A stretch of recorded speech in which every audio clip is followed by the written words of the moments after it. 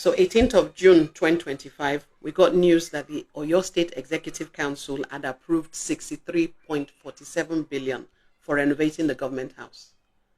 Let's be clear.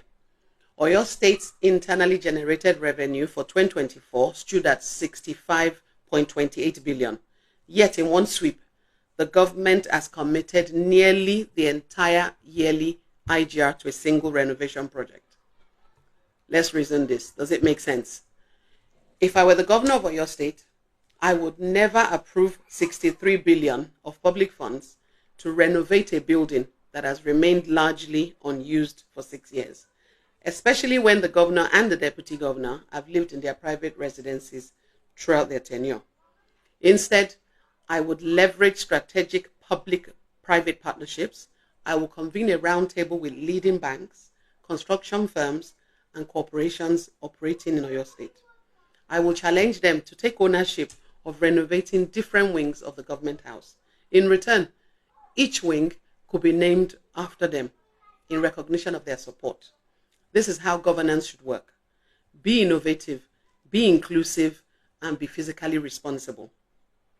On the issue of corporate social responsibility, CSR, we must stop waiting for the state to do everything. When we empower our businesses and entrepreneurs, we can expect them to actually support the government, in turn through CSR and strategic collaboration. These partnerships will outlive political tenures and become a legacy of mutual growth. A better way to spend 60 billion, let me give you.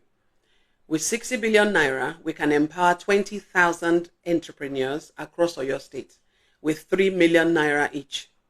That is 600 entrepreneurs per each local government. These empowered business owners will be legally registered and added to the state's tax net. Each will be contributing minimum of 10,000 naira monthly. This will give the state a monthly income of 200 million naira and an annual income of 2.4 billion naira. Now, this is an economic ripple effect. This kind of spending isn't just economic, it's actually visionary. It builds communities, reduces poverty, and will create jobs.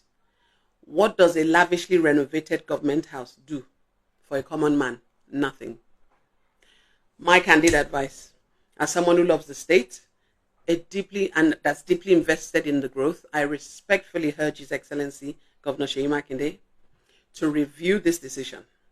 This is not the time for such heavy spending on buildings that will be unoccupied in 2 years. It is a time for legacy thinking, people empowerment, and economic impact.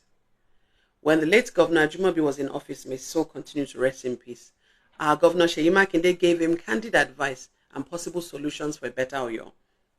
I hope this administration will allow so. This is my sincere advice as BASA, a daughter of the soil, and a future governor who believes in inclusive development. Please, Excellency, let us build people, not just palaces. I remain your daughter, BASA. God bless Oyo State, and God bless the Federal Republic of Nigeria. Remember to share this video far and wide so the